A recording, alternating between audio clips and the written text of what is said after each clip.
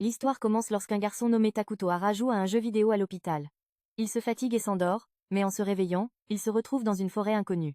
Après avoir passé beaucoup de temps alité à l'hôpital, il apprécie l'air frais de cet endroit, mais une fille arrive soudainement et Takuto la reconnaît comme étant Ateu Akudo, qui explique que Eternal Nations est le jeu auquel il jouait sans cesse pendant qu'il était alité. C'est un simulateur de gestion d'empire dans un univers dark fantasy. Il n'arrive pas à croire qu'il soit dans son jeu préféré avec son personnage favori. Ateu l'appelle roi, et il se demande s'il doit jouer un rôle, mais voyant sa confusion, elle le rassure que c'est normal. Elle lui révèle qu'il a été le premier à terminer la difficulté cauchemar avec la civilisation la plus dure, Minagra. La civilisation de la ruine. Ateu note que ses brillantes stratégies l'ont placé en tête du classement officiel et elle l'appelle le joueur légendaire Takuto. Il se demande comment elle sait tout ça et Ateu mentionne qu'elle se souvient de chaque mot qu'il lui a dit. Takuto lui confie qu'il la peut, être choisi comme personnage parce qu'il voulait devenir fort comme elle. Il est content qu'ils puissent se parler face à face. Elle est aussi ravie de le rencontrer. Il se demande si c'est le paradis et s'interroge si c'est elle qui l'a invoqué dans ce monde. Ateu lui apprend qu'elle aussi s'est retrouvée soudainement ici. Mais elle ne pense pas que ce soit le paradis, car cela ressemble plus au monde d'Eternal Nation. Ateu trouve ça miraculeux et elle est juste heureuse de le rencontrer. Elle avoue ne pas savoir ce qu'est cet endroit.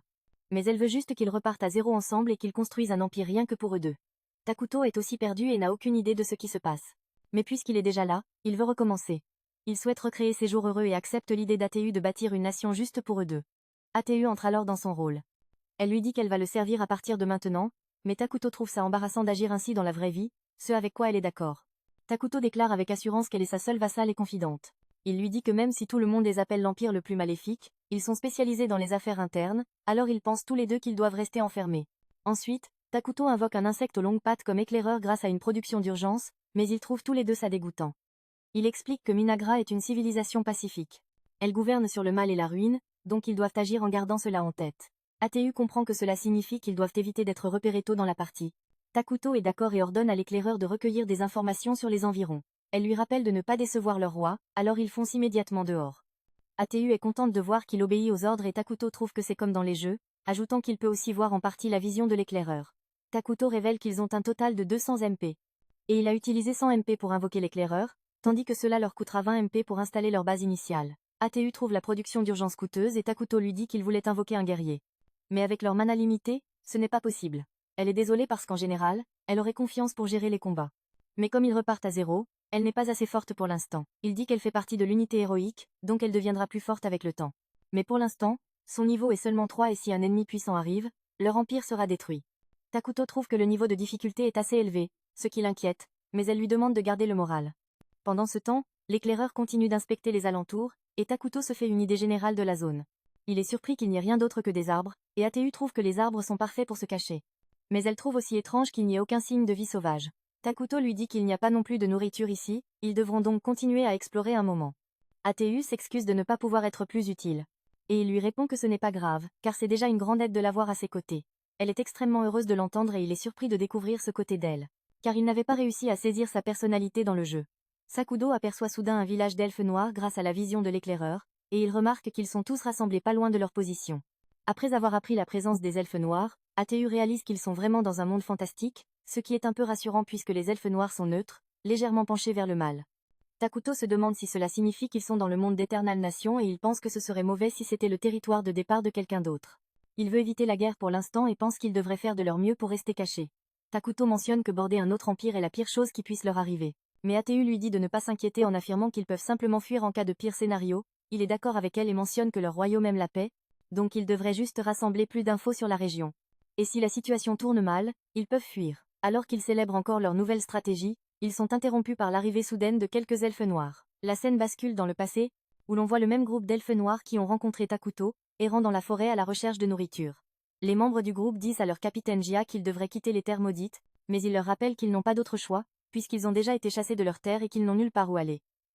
Il doute que les enfants puissent encore endurer cela, et il est sûr qu'il doit y avoir de la nourriture quelque part ici, car la végétation est très dense. Une de ses coéquipières, Emily, explique que ces terres sont une mer d'arbres, qui s'étendent à la frontière du territoire inexploré d'Hydraja et que les textes anciens disent qu'une force maléfique est scellée dans ces terres, ce qui empêche la vie d'y prospérer. Jia pense que ce n'est qu'une superstition. Et il mentionne que les arbres ici sont vraiment denses et qu'il est sûr qu'ils peuvent trouver quelque chose à manger. Jia affirme qu'ils ne doivent pas perdre espoir, croyant que les esprits de leurs ancêtres vont leur montrer le chemin pour surmonter cette épreuve. Il convient que cette forêt est inquiétante, mais il n'a pas l'option de faire demi-tour pour le bien de son peuple. Juste alors, Il tombe sur Takuto et remarque qu'il est entouré d'obscurité, ce qui l'effraie car il croit que Takuto est dangereux et purement maléfique. Jia pense qu'un faux pas, et toute sa race sera anéantie, alors il décide de s'agenouiller devant lui. Il se présente comme le capitaine Jia du clan des elfes noirs appelé Mazaram. Il mentionne qu'il reconnaît Takuto comme un être puissant et noble, alors il s'excuse d'avoir pénétré sur ces terres. ATU est contente de voir qu'ils comprennent ce que signifie poser le pied ici et elle se demande ce qui les a poussés à briser le tabou de venir ici. Jia explique que leur clan habitait autrefois les terres centrales d'Hydraja. Mais alors qu'il s'emballe à raconter comment il est arrivé là, ATU lui dit qu'elle n'a pas le temps pour ça, lui demandant d'aller droit au but. Il révèle qu'ils ont été chassés de leurs terres, et qu'ils n'avaient nulle part où aller, alors ils sont venus dans cette forêt. Takuto leur demande s'ils ont faim, ce qui surprend Jia, mais ATU lui dit de répondre. Alors ils racontent que leur persécution a été si sévère qu'ils ont dû fuir en abandonnant tous leurs biens. Ils ont manqué de nourriture en chemin et n'ont pas mangé depuis des jours. Ils se demandent pourquoi ils doivent endurer une telle cruauté. Pensant qu'ils n'ont rien fait de mal et que tout ce qu'ils veulent, c'est un endroit sûr pour vivre. Juste alors, Takuto fait apparaître des pommes et leur dit de manger, mais c'est la première fois que les elfes voient des pommes. Alors Jia se demande s'il doit commencer à manger tout de suite, mais il pense que ça pourrait sembler offensant. Cependant, il remarque que ses coéquipiers mangent les fruits sans souci et semblent les apprécier. Takuto leur donne aussi des poires et ATU demande à Jia de profiter de la nourriture que son maître leur a donnée, mais Jia s'incline en demandant s'il peut emmener ses fruits à se rester derrière, car il y a des enfants parmi eux qui n'ont pas mangé depuis des jours. Takuto entend sa requête et leur donne plus de nourriture, ce qui choque ATU car elle n'aime pas qu'il gaspille ses pouvoirs ainsi. Après avoir vu sa bonté, Jia pense que les elfes noirs sont une race méprisée qui a fui la lumière, et que ce n'est que par la clémence des elfes qu'ils ont pu survivre. Ils ont enduré tant de difficultés et sont forcés de vivre dans des lieux où la lumière ne pénètre pas. Ils croient que personne ne leur a jamais tendu la main ainsi, et tous remercient Takuto pour son don. Trouvant que tout cela semble être un miracle, Jia lui demande qui il est, mais Takuto ne répond pas et se contente de leur dire que la nourriture leur appartient désormais. Pendant ce temps, on voit que les autres elfes noirs meurent de faim, s'accrochant à l'espoir que Jia leur apportera quelque chose à manger. Juste alors, Jia et son groupe arrivent et sentent les délicieux fruits qu'ils partagent tout joyeusement entre eux. L'un d'eux demande à Jia comment il a réussi à obtenir autant de nourriture, alors il répond qu'ils sont juste tombés dessus, sans parler de Takuto. La nuit, alors que tout le monde dort, on voit Jia monter la garde et le chef du village, nommé Multer, le rejoint. Il mentionne que les fruits que Jia a rapportés sont très spéciaux, et que même dans sa longue vie, il n'a jamais vu de fruits pareils. Jia acquiesce et le vieux lui demande ce qui s'est vraiment passé. Jia explique qu'ils ont rencontré l'être légendaire dans la forêt, celui qu'Emily avait mentionné comme étant scellé dans les terres maudites. Le vieux est surpris qu'il ait rencontré le roi de la ruine et Jia demande s'il en a entendu parler. Multé note qu'il en sait un peu grâce aux vieux textes et aux contes populaires. On dit que lorsque le monde sera surpeuplé, le roi de la ruine apparaîtra et détruira tout ce qui existe, ramenant le monde à une page blanche. Personne ne sait si c'est vrai, mais personne ne peut non plus garantir que c'est faux. Il demande si l'être s'est nommé lui-même, mais Jia affirme que ce n'est jamais arrivé. Mais il avait l'air aussi terrifiant que son nom le suggère. L'ancien se demande s'il a parlé au roi, et Jia lui parle d'ATU, qui leur a transmis les paroles du roi. L'ancien n'est pas sûr que ce qu'il a rencontré soit le roi de la ruine, mais quoi que ce soit, ce n'est pas bon pour leur avenir. Multer explique que maintenant qu'il a mangé et rechargé son mana, il sent que quelque chose ne va pas dans cette forêt. Il demande à Jia ce qu'il a donné en échange de la nourriture. Jia lui dit que l'être n'a rien demandé, ce qui surprend le vieil homme, car rien de maléfique dans ce monde ne donne sans rien prendre. Sans rien demander en retour? Jia répond qu'ils ont simplement répondu à certaines de ses questions et croit que le roi de la ruine leur a tendu la main par bienveillance. Le vieil homme n'en revient pas. Alors Jia lui répète qu'il croit que le grand les a pris en pitié et leur a donné de l'aide, mais cela met Multer en colère, car il ne donne le titre de grand qu'à ceux qu'il respecte. Jia pense que Takuto mérite ce titre, puisqu'il leur a sauvé la vie en offrant ses fruits, mais Multer croit qu'il est sous une sorte de sortilège. Jia rejette cette idée. Rappelant à l'ancien les bénédictions du roi sur eux qui leur ont donné la force d'argumenter, il demande à Multer ce qu'il aurait dû faire dans ces circonstances. Et même Multer ne connaît pas la réponse, alors il dit simplement à Jia qu'il a bien agi. Il mentionne que, puisqu'il est le chef de leur tribu à l'avenir, il gérera les négociations avec le roi. Il est sûr que son expérience sera précieuse. D'un autre côté, on voit ATU gronder Takuto pour avoir gaspillé son mana pour les elfes noirs, et il dit qu'il a juste eu pitié d'eux. Elle lui dit qu'il ne peut pas gaspiller son mana alors qu'il commence juste en tant que civilisation, mais Takuto lui demande de se remonter le moral, disant qu'il fera tout ce qu'elle veut. ATU mentionne qu'elle n'est pas assez en colère pour lui accorder un tel plaisir, et il dit qu'il ne peut tout simplement pas faire ça sans elle. Ça lui fait fondre le cœur, elle oublie sa colère. Elle commence donc à s'excuser pour son impolitesse, lui dit de la commander comme il l'entend. Puis Takuto se rappelle qu'il n'a pas vraiment pu bien parler avec les elfes noirs. Elle mentionne qu'elle pensait qu'il jouait un rôle de puissant être et laissait ses vassaux parler pour lui. Ses yeux se remplissent de larmes en réalisant qu'il est juste socialement maladroit. Se rappelant qu'il n'avait pas beaucoup de gens à qui parler dans son ancien monde, le scout insecte revient alors. Et dit à Takuto que les elfes retournent dans la zone. Takuto est surpris par leur retour, mais il trouve que ça a du sens après tout. Il leur a donné plus de nourriture qu'ils ne pouvaient emporter lors de leur dernière visite, il suppose qu'ils reviennent chercher le reste. Avec des cultures voisines si différentes de la sienne, le conflit semble inévitable. Takuto veut juste que les elfes prennent la nourriture et s'en aillent. Il pourrait leur demander de rester hors de la forêt, mais ça voudrait dire parler à quelqu'un d'autre qu'ATU, et il n'est pas pressé.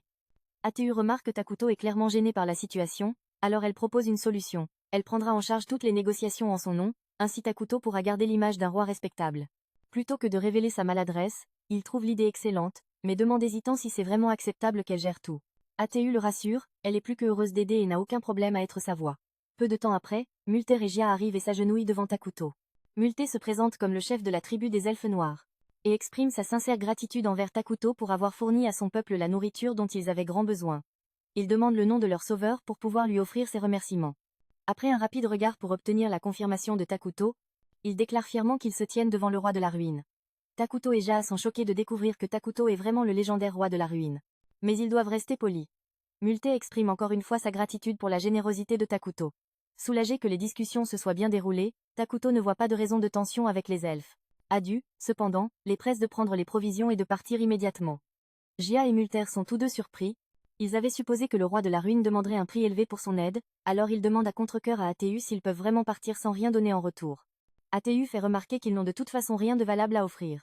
Walter est mal à l'aise à l'idée de laisser cette dette en suspens, traiter avec quelqu'un d'aussi puissant que le roi de la ruine pourrait avoir des conséquences graves. Peut être même leurs âmes, mais ils gardent cette peur pour lui. Sensing the sudden rise in tension, Takuto prend ATU à part pour une discussion privée. ATU est clairement frustrée par l'inflexibilité de Mulder.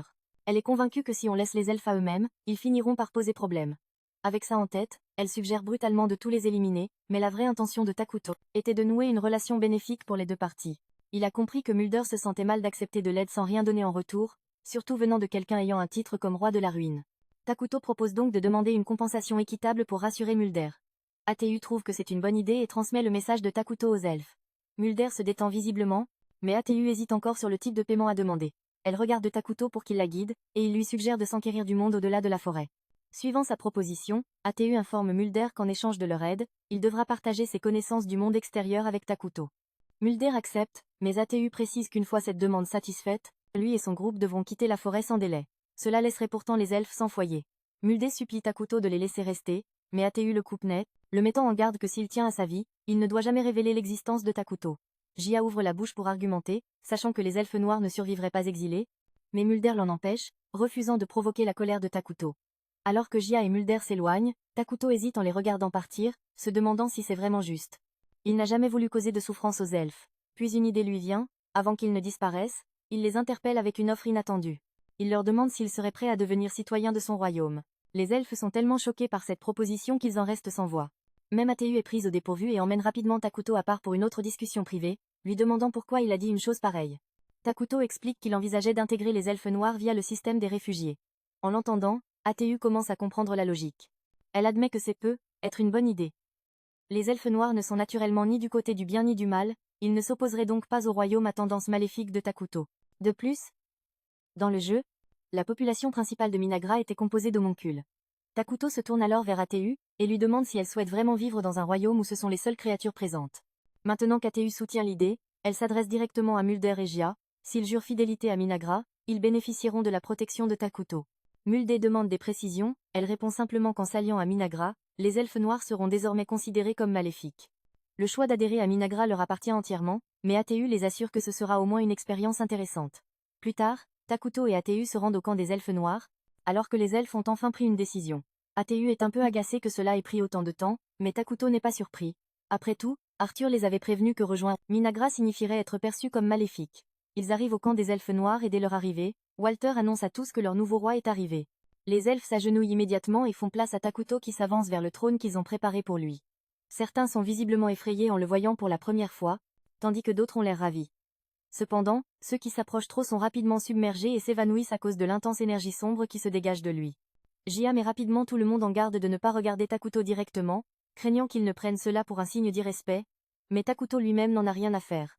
Une fois installé sur le trône, et les elfes noirs rassemblés, Takuto annonce officiellement qu'à partir d'aujourd'hui, tous les présents sont désormais citoyens de Minagra. Et juste comme ça, les elfes noirs deviennent son peuple. Gia s'attendait honnêtement à quelque chose de plus dramatique, surtout qu'ATU avait mentionné qu'il deviendrait mauvais. Soudain, une vague de haine intense envahit son corps alors qu'il se rappelle toutes les injustices subies par lui et son peuple. La même chose arrive au reste de la tribu des elfes noirs, les souvenirs douloureux de leur persécution refont surface. Un sentiment de soulagement et d'espoir les envahit. Ils sont sincèrement reconnaissants, enthousiastes d'avoir quelqu'un comme Takuto à leur côté. Quelques jours passent dans le royaume nouvellement fondé de Minagra, mais les choses tournent mal pour Takuto alors qu'il examine la carte que Mulder lui a donnée. Il devient de plus en plus irrité, ça doit être le pire point de départ. Remarquant sa frustration, ATU lui demande ce qui le tracasse. Il pointe la carte et décrit comment, au nord de la forêt se trouve le saint royaume de Qualia, dévoué au dieu Arlos, et le royaume elfique d'Elna qui vénère la nature, tous deux fortement alignés avec le bien. Si l'un d'eux découvrait l'existence de la nation maléfique de Minegra, Takuto et ATU seraient condamnés, ils n'auraient aucune chance face à de telles nations redoutables dans une bataille directe. Pour compliquer encore les choses, cette forêt maudite ne possède aucune ressource exploitable, rendant la situation brutalement injuste. Cependant, ils ont maintenant les elfes noirs à leur côté, ce qui devrait compenser les faiblesses actuelles du royaume. Juste à ce moment, ATU remarque les elfes qui approchent, et son expression s'éclaire, probablement parce qu'ils apportent des nouvelles importantes. Peu après, Mulder et Ja arrivent, cette fois avec Emily. Jia explique qu'Emily est incroyablement intelligente et connaît bien les cultures des nations étrangères, il est donc sûr qu'elle sera un atout précieux pour les plans de Takuto. Takuto apprécie ce soutien supplémentaire, mais remarque rapidement combien ils semblent tous nerveux en sa présence. Il les rassure aussitôt, leur disant qu'il n'y a pas besoin d'être si formel dorénavant. ATU leur annonce que Takuto a pris certaines décisions sur la gestion de Minegra à partir d'aujourd'hui. Mulder et Jia auront des rôles importants. Mulder sera chargé des affaires du pays, et d'après ce qu'ATU a entendu, il est capable d'utiliser la magie, elle compte donc sur lui pour assurer. Jia sera nommé commandant suprême des forces militaires de Minegra. Profondément honoré, il promet d'écraser sans pitié quiconque s'opposera à Takuto. Sans hésitation, Takuto est un peu déstabilisé par l'attitude intense de Jia, et demande à ATU de préciser qu'il privilégie la paix, ordonnant d'éviter toute agression inutile sauf en cas de provocation. ATU renvoie tout le monde pour le moment, leur demandant de se reposer, avant de commencer à construire des abris dans la forêt. Walter la remercie pour cette attention et tente de valoriser son image en affirmant que son expertise le rend bien plus précieux qu'un simple guerrier comme Jia, mais Jia réplique aussitôt que ce vieux Mulder ne sera pas très utile pour construire quoi que ce soit. ATU ignore leur dispute, sentant leur enthousiasme à se mettre au travail. Il se tourne vers Takuto et demande s'ils doivent commencer la construction tout de suite. Il est d'accord, suggérant de commencer à rassembler des matériaux, mais prudemment, sans nuire à la forêt. ATU approuve l'idée et vérifie avec Mulder, qui confirme que c'est faisable, tant qu'ils construisent les maisons principalement avec les plus gros arbres. Takuto est content d'entendre que c'est possible, alors il leur dit de commencer dès qu'ils peuvent, mais leur rappelle de replanter au fur et à mesure. Les trois sont prêts à commencer, mais ils hésitent. Ils ne comprennent pas ce que Takuto entend par replanter. Takuto est surpris, étonné qu'ils ne connaissent pas ce concept, surtout que d'après ce qu'il a entendu, les habitants de ce monde devraient déjà maîtriser la construction de forteresses. ATU demande s'ils connaissent au moins la magie militaire, ou les éléments de 6 grades, mais Mulder avoue n'avoir entendu parler que des 4 grands éléments. Emily ajoute qu'il est peu probable que quelqu'un des autres nations connaisse la magie militaire de toute façon. Cela conduit Takuto et ATU à conclure que les habitants de ce monde sont bien moins avancés que prévu. La magie des elfes noirs en particulier, est bien en deçà des standards de Takuto. Pourtant, si le reste du monde est au même niveau, Sakudo croit qu'ils n'auront pas trop de mal à rattraper leur retard. ATU explique le concept de reforestation, il s'agit essentiellement de planter de nouveaux arbres pour remplacer ceux qui sont coupés, afin de préserver la forêt. Mais comme les arbres mettent des décennies à pousser naturellement, dans ce contexte, la reforestation désigne une méthode spéciale utilisant des éléments magiques pour accélérer le processus. Elle affirme que c'est une technique développée personnellement par Takuto, bien sûr c'est un mensonge total, puisque Takuto n'en est pas l'inventeur. Emily est très excitée à l'idée que Takuto détienne un savoir aussi impressionnant. Elle se demande s'il est à l'origine de la création des pommes, qu'il leur a partagées. Elle mentionne aussi avoir planté des graines de raisin qui ont déjà commencé à germer. Elle est ravie de voir ce que cela donnera. Mais dès qu'elle parle de planter des graines de raisin, Takuto et ATU se taisent complètement, réalisant qu'ils n'avaient même pas pensé à faire ça eux-mêmes. Dans ce monde, les fruits comme les raisins et les pommes n'existent pas naturellement, mais Takuto a réussi à les produire grâce à sa compétence de production d'urgence. Si sa théorie est correcte, cette capacité ne se limite pas à créer de la nourriture. Pour tester, il essaie de faire apparaître une pièce de monnaie, qui apparaît sans problème, exactement comme il l'espérait. Cette avancée signifie que tant qu'il a assez de mana, il peut générer n'importe quoi, de la poudre à canon aux métaux de base, voire même du pétrole, et c'est évident à quel point ça le rend surpuissant. L'Empire Saint a reçu des rapports faisant état d'une force sinistre rôdant dans la forêt. En réponse, le Saint sacré est envoyé enquêter, accompagné d'un cardinal et d'un petit groupe de chevaliers. Bien que les chevaliers aient entendu parler des capacités extraordinaires du Saint, il ne leur apparaît guère plus qu'une fille ordinaire. Mais lorsqu'ils tombent sur une horde de gobelins, elle leur prouve pourquoi elle est si respectée par l'Église. Selon les enseignements du dieu Arlos, les créatures viles comme les gobelins sont considérées comme une plaie qu'il faut éradiquer. D'un simple mouvement de son bâton, elle les incinère dans une flambée de feu divin, les réduisant en cendres. Les chevaliers restent sans voix face à ce qu'ils viennent de voir. Le cardinal explique alors que le pouvoir de Selena est l'une des raisons majeures, pour lesquels l'Empire a réussi à maintenir la paix avec les elfes et repousser les ténèbres menaçant Hydrogia. C'est ce même pouvoir qui lui a valu le titre de l'une des 7 grands saints du continent. Selena demande au cardinal s'il y a eu des nouvelles concernant la présence inquiétante qu'elle a perçue dans les terres maudites. Cependant, le cardinal explique qu'il ne peut pas simplement envoyer des paladins dans cette région, dans leur pays, exprimer des inquiétudes à propos du Sud est vu comme absurde, et sans raison impérieuse, la Sainte Église n'autoriserait jamais une telle enquête. Selena informe le cardinal, s'il refuse d'envoyer des paladins, elle enquêtera elle-même. Cependant, le cardinal lui interdit, expliquant qu'en tant que sainte, ses actions pourraient nuire à la réputation de l'Église. Voyant sa détermination, il accepte à contre-cœur d'envoyer certains de ses soldats pour examiner la situation. Alors qu'il s'éloigne, il est clairement agacé par l'entêtement de Selena. Pendant ce temps, à Minegra, les elfes noirs avancent assidûment dans les travaux de construction. Et enfin, la salle du trône est achevée. Takuto est ravi, plus besoin de dormir à la belle étoile, et avec cette étape, sa nation se rapproche un peu plus de la conquête du monde. Juste à ce moment, les administrateurs de Takuto arrivent pour leur réunion d'affaires domestiques programmée. Ils apportent une bonne nouvelle, ils ont terminé le design de la nouvelle tenue qu'il avait demandé. Cela remonte encore plus le moral de Takuto, qui commençait à en avoir marre de porter ses pyjamas tout le temps. ATU et les autres sont contents de voir combien Takuto adore sa nouvelle tenue. Mais il y a des sujets plus urgents à aborder. Ils doivent commencer la réunion. Cependant, Takuto est un peu distrait, admirant toujours son nouveau look. Voyant cela, ATU suggère de commencer la réunion sans lui. En premier lieu, Molter se tourne vers ATU et lui demande sur quel bâtiment il devrait se concentrer ensuite, puisque, à part la salle du trône, peu d'autres constructions ont été réalisées. Ils ont déjà préparé le terrain, déblayant la zone et taillant les branches alentour. ATU conseille donc de commencer par une installation de production alimentaire, car assurer à tous de quoi manger est leur priorité la plus urgente. Molter s'interroge, pourquoi se soucier de la nourriture alors que Takuto peut simplement la créer avec ses pouvoirs? Mais ATU explique qu'ils ne peuvent pas toujours compter sur lui, que faire s'il n'est pas là un jour? Molter concède qu'il a un point. Avec cela réglé, ATU dit qu'il est temps de commencer, et sort un arbre étrange. Molter est choqué par ce qu'il voit et demande à ATU ce que c'est. Il explique que c'est un arbre de chair, un nom déjà inquiétant, mais la réalité est encore plus dérangeante. C'est un arbre étrange qui produit de la viande au goût identique à celui de la chair humaine. ATU explique que ce n'est que la première phase de leur plan de production alimentaire, mais Molter, Jia et Emily conviennent qu'une majorité ne sera pas prête à manger quelque chose qui a le goût de chair humaine.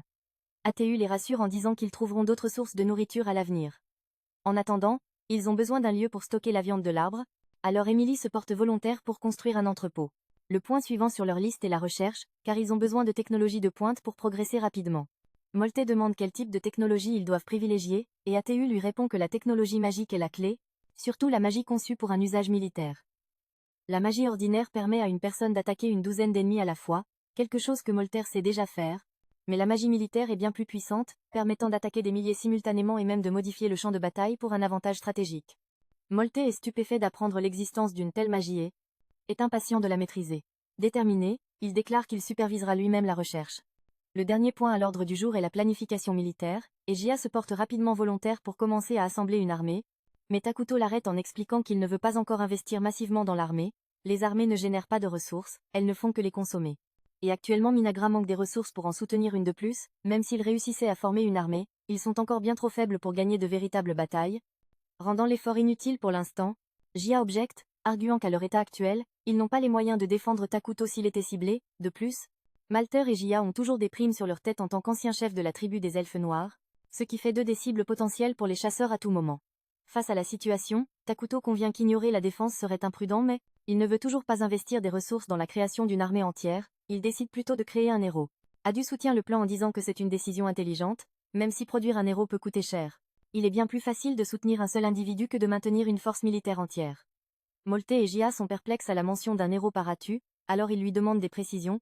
Elle explique qu'à Minra, il y a plusieurs héros au service du roi, chacun incroyablement puissant avec des capacités uniques, bien que leur personnalité excentrique puisse rendre leur gestion compliquée. Invoquer un héros nécessite de remplir certaines conditions, mais vu leur progression actuelle, il ne devrait pas s'écouler longtemps avant qu'ils puissent en appeler un. De plus, invoquer un héros n'attirera pas beaucoup d'attention, permettant à Minagra de rester caché tout en gagnant en puissance. Cela règle les problèmes domestiques immédiats pour l'instant. Le bien, être des citoyens de Minagra est une priorité absolue pour Takuto, car leur bonheur alimente directement son réservoir de mana. Pendant ce temps, dans l'Empire, le paladin Lonia est profondément en prière dans la cathédrale quand son partenaire, le paladin Verdel, vient lui parler. Lonia lui demande de baisser la voix, lui rappelant que c'est un lieu de culte. Verdel essaie cependant d'engager une conversation amicale, puisqu'ils ont tous deux été assignés à la même enquête. Il est presque temps de partir, alors Lonia se lève et remarque sa bague de mariage qu'il porte comme porte-bonheur. Un signe qu'une famille l'attend chez lui. Verdel lui demande des nouvelles et Lonia répond qu'il a une femme nommée Marcha et une fille appelée Mina. Cependant, il ajoute que sa vie privée n'a pas d'importance pour leur mission et qu'il n'a pas l'intention d'en discuter davantage. Lonia avait entendu dire que Verdel était un peu rude et manquait de manières, et ces rumeurs étaient fondées. Mais malgré cela, il ne semble pas être une mauvaise personne. En fait, ses capacités sont assez impressionnantes pour lui valoir le respect en tant que paladin. Quand Verdel commence à grogner d'être coincé avec ce qu'il considère comme une mission inutile, Lonia lui rappelle qu'ils enquêtent en fait sur l'une des révélations de Sainte Selena, donc c'est une tâche qui mérite toute leur attention. Pourtant, Verdel trouve étrange qu'une équipe aussi décevante ait été montée pour quelque chose d'aussi important qu'une révélation sainte. Lui et Lonia sont les seuls vrais paladins affectés à la mission, les autres ne sont que des mercenaires recrutés pour compléter les effectifs. Les choses ne s'annoncent pas très bien, surtout que la mission les mène dans la forêt du Sud. Pourtant, la principale préoccupation de Verdel est de finir vite pour pouvoir rentrer chez lui au plus vite. De retour à Minagra, la construction avance bien et la colonie commence enfin à ressembler à une vraie civilisation. Les elfes noirs ne semblent plus perturbés par la présence des arbres de chair. Takuto est ravi, car voir tout cela de ses propres yeux est une expérience complètement différente de ce à quoi il était habitué en jouant au jeu. Emily fait visiter Takuto et lui montre le quartier où la plupart des maisons sont bâties dans la canopée.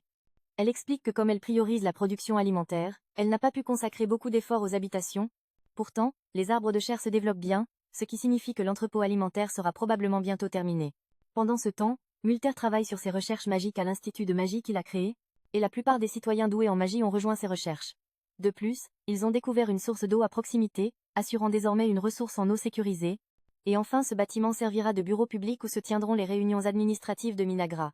Emily espérait le rendre un peu plus élégant, mais c'était le mieux qu'elle puisse faire avec les ressources limitées. Takudo est impressionné par l'initiative qu'elle prend, elle fait un excellent travail, et il est aussi heureux de voir les elfes noirs qui étaient presque mourants lorsqu'il les a rencontrés pour la première fois, maintenant en bonne santé et plein de vie. Emily est un peu nerveuse car elle ne sait pas ce que pense Takuto, alors elle lui demande s'il est satisfait de son travail jusqu'ici, et Takuto lui dit qu'elle a fait un travail formidable, qu'il est content de l'avoir parmi ses citoyens. Et entendre de tels éloges venant de Takuto est la meilleure chose qu'Emily pouvait espérer, elle est si heureuse qu'elle fond dans larmes après s'être ressaisie. Emily emmène Takuto voir la ferme des arbres de chair qui se développe bien grâce à tous les outils agricoles qu'il a fournis, tout de même. Elle est mal à l'aise avec ces arbres de chair et change vite de sujet en disant qu'elle veut lui montrer une source d'eau qu'elle a découverte. Elle conduit Takuto et ATU dans la forêt, mais étrangement, le paysage semble différent de ce qu'il était avant. Lorsqu'ils arrivent enfin à la source, Emily est choquée de voir que l'eau est devenue d'un noir profond. Multe et Gia arrivent peu après, ayant entendu qu'Emily prévoyait de construire un aqueduc près de la source. Mais maintenant que l'eau a cet aspect, ils supposent qu'elle n'est plus utilisable. Alors que tout le monde commence à perdre espoir, ATU prend la parole et leur assure que l'eau est toujours parfaitement potable. Elle s'agenouille et en prend elle-même une gorgée. Les autres sont stupéfaits qu'elle prenne un tel risque, mais elle les presse alors de respirer profondément. Quand ils le font, ils sont surpris de constater que l'air semble étrangement plus frais et plus pur que d'habitude. C'est l'un des avantages de la nation malveillante de Minogra, son influence corrompt les terres environnantes, les transformant en terrain maudit. Ce sol maudit offre de petits avantages aux créatures alignées sur le mal tout en affaiblissant celles qui sont neutres ou bonnes. Ainsi, même si l'eau, l'air et le sol paraissent sinistres et toxiques, ils ne représentent aucun danger pour les citoyens maléfiques de Minera. Il y a un seul petit problème. Avoir une forêt maudite les fait sortir du lot, ce qui va à l'encontre de l'idée de rester discret.